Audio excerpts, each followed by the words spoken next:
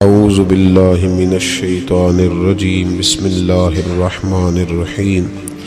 او بھائی ہمیں دعا کی لذت نہیں رہی، قسم اللہ کی دعا کی لذت نہیں رہی، ہم سجدوں میں روتے نہیں، ہمارا وہ کیف بک چھین کے لے گیا ہے۔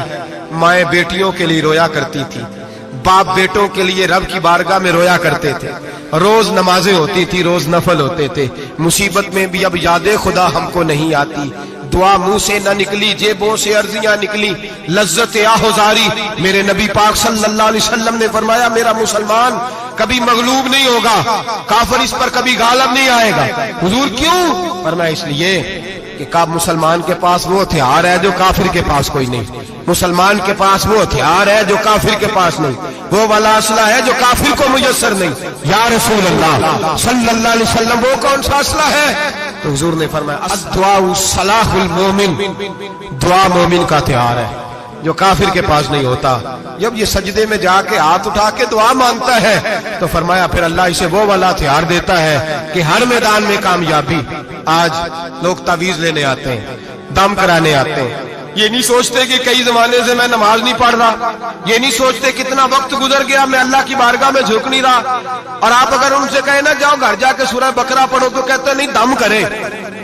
ہم نے تو ان پیروں کو دیکھا ہے جو پھونک مارتے ہیں تو کام ٹھیک ہو جاتا ہے۔ او بھائی جا کے سورۃ بقرہ پڑھ، تیرے گھر سے سارا کچھ نکل جائے گا۔ میرے نبی پاک نے فرمایا جہاں سورۃ بقرہ پڑھی جائے وہاں سے تو شیطان بھی بھاگ جاتا ہے۔ تو حضور کے وعدے پہ یقین کر، گھر میں غربت ہے، پریشانی ہے تو جا کے سورۃ واقعہ پڑھ۔ نبی پاک نے فرمایا جو سورۃ واقعہ پڑھے گا رسول پاک کا وعدہ ہے گھر میں کبھی فاقہ نہیں آئے گا۔ کہتے نہیں مجھے تو گلے میں رکھنے والا تعویذ دے دے جس سے ہمیشہ برکت ہی برکت رہے۔ او بھائی اللہ اللہ کر، رب کریم کی بارگاہ میں جھک۔ یاد رکھیں صوفیاء اولیاء اللہ وہ اللہ کو منایا کرتے تھے، حالات بگڑتے تھے تو معافی مانگا کرتے تھے، کہتے تھے ہم سے کوئی غلطی ہو گئی تو ایسا ہوا ہے۔ ایک قول ہے حضرت عبداللہ بن مبارک کا، اگر آپ کو یاد ہو گیا تو بہت سارا وقت آپ کا یہ ایک قول ہو سکتا ہے آپ کو کئی چیزوں کی اصلاح کا موقع دے دے۔ حضرت عبداللہ بن مبارک فرماتے ہیں میں گھوڑے پہ بیٹھا ہوا تھا، میرے گھوڑے نے سرکشی کی، میرے گھوڑے نے سرکشی کی، وہ تھوڑا سا ٹانگیں اٹھانے لگا، تھوڑا سا ادھر ادھر ہونے لگا۔ حضرت عبداللہ بن مبارک فرماتے ہیں میرا گھوڑا میری بات نہیں مانتا تھا، میرے مرید میرے شاگرد ساتھ تھے، مرید کہتے ہیں حضرت فوراً گھوڑے سے اترے اور اتر کر کے فوراً اللہ کی بارگاہ میں جھک گئے، نماز پڑھی، نفل پڑھے، رونے لگے، استغفار پڑھنے لگے۔ تھوڑی ہی دیر کے بعد دوبارہ گھوڑے پہ بیٹھ گئے، وہ گھوڑا بالکل صحیح ہو گیا، تابعداری کرنے لگا، فرما برداری۔ حضرت سفر پہ جانے لگے تو مریدوں شاگردوں نے پکڑ لیا، کہا حضور بتلائیے ہوا کیا؟ آپ فرمانے لگے میری زندگی کا تجربہ ہے، میرے جانوروں سے، میرے شاگردوں میں سے، میرے مریدوں میں سے، میرے بچوں میں سے جب کوئی میری نافرمانی کرتا ہے تو مجھے پتہ چل جاتا ہے۔ سن لے میرے شاگردوں میں سے، مریدوں میں سے اور میرے بچوں میں سے، میرے بچوں میں سے بول کے بتاؤ، میرے نام لیجئے، میرے وہ بھائی جو روز کہتے ہو نا پتہ نہیں کیا ہو گیا۔ سنو حضرت عبداللہ بن مبارک فرماتے ہیں میرے شاگردوں میں سے، مریدوں میں سے، بچوں میں سے جب کوئی میری نافرمانی کرتا ہے، حتیٰ کہ میرے گھر کے جانوروں میں سے بھی اگر کوئی میری نافرمانی کرتا ہے تو مجھے سمجھ آ جاتی ہے آج کہیں نہ کہیں مجھ سے میرے رب کی نافرمانی ہو گئی ہے، آج کہیں میں نے اللہ کی نافرمانی کر لی ہے جو میری نافرمانی ہو رہی ہے۔ آپ فرماتے ہیں میں فوراً توبہ کرتا ہوں، فوراً معافی مانگتا ہوں، جب میں اللہ سے صلح کر لیتا ہوں تو سارے میرے فرما بردار ہو جاتے ہیں۔ فرماتے ہیں یہ گھوڑا سرکشی کر رہا تھا،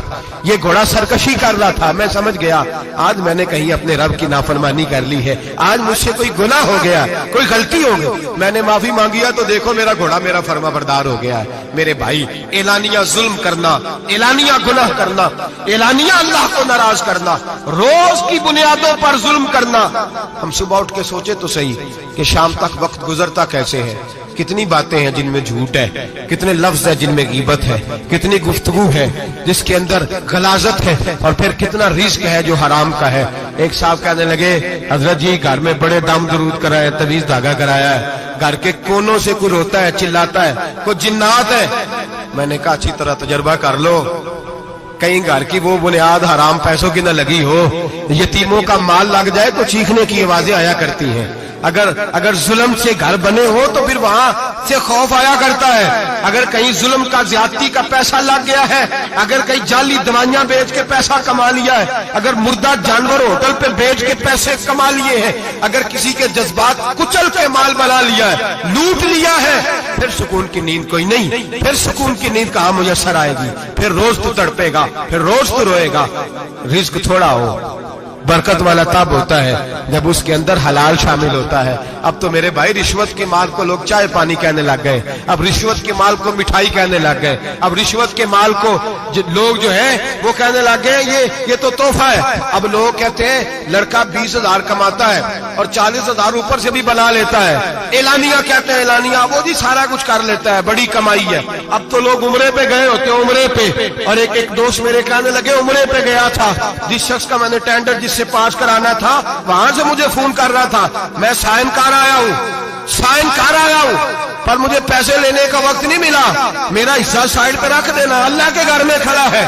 آج بھی کیتی جاندے ہو, نال لو بھی پیتی جاندے ہو, کھا کے مال یتیماں دا پیج مسیتی جاندے ہو, پھٹ دلاں دے سیندے نہیں, ٹوپیاں سیتی جاندے ہو, نفس تے چھری پھیر دے نہیں, دمبے کیتی جاندے ہو, فرض پلائی بیٹھے ہو تے نفلہ نیتی جاندے ہو, دسو تے سی بلے نوے کی کچھ کیتی جاندے ہو. یہ کس طرح کا وتیرہ اپنا لیا ہے؟ 50 لاکھ حرام کا کمایا اور اس میں سے 10 لاکھ مسجد بھی دے دیا, کئی کروڑ حرام کا کمایا اور اس میں سے 10-15 عمرے بھی کر لیے. پہلے دیکھ تو صحیح تیرا مال کیسا ہے. اعلانیہ گناہ, اعلانیہ رشوت چلتی ہے, اعلانیہ لوگ پیسے.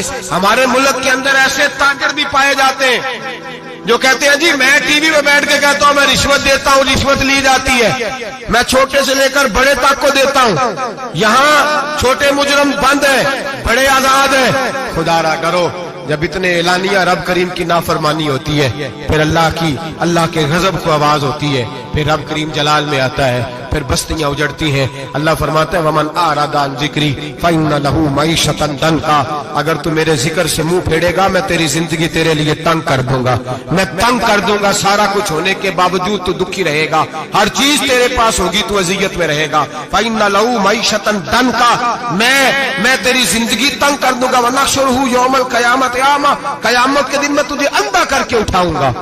دنیا میں تیری زندگی تیرے لیے تنگ کر دوں گا, قیامت میں تجھے اندھا کر کے اٹھاؤں گا. میرے بھائی گناہ پہ فخر نہ کریں, غلطی ہو جائے تو مان جائیں.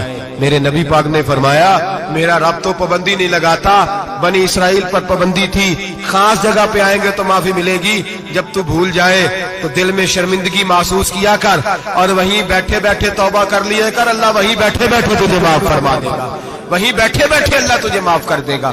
احساس ندامت پیدا کریں. ہم لوگ جرم کرتے ہیں, پھر بجائے اس کے کہ ہم اپنی خطا کو مانیں ہم پھر اس پر اصرار کرتے ہیں. اور ایک بات آخر میں ضرور ذہن میں رکھیں, جب آدمی گناہ پہ ڈٹ جاتا ہے نا پھر اس کا دل کالا ہو جاتا ہے.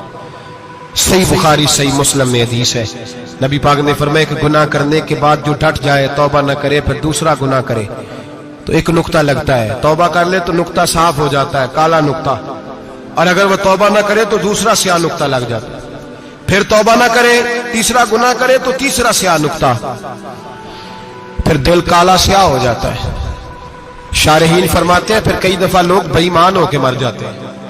بے ایمان ہو اپنے آپ کو برے خاتمے سے بچائیں, برے خاتمے سے. ایمان سلامت ہوگا تو نبی پاک بخشش فرمائیں گے, سفارش فرمائیں گے. ایمان سلامت ہوگا تو اللہ بخشے گا.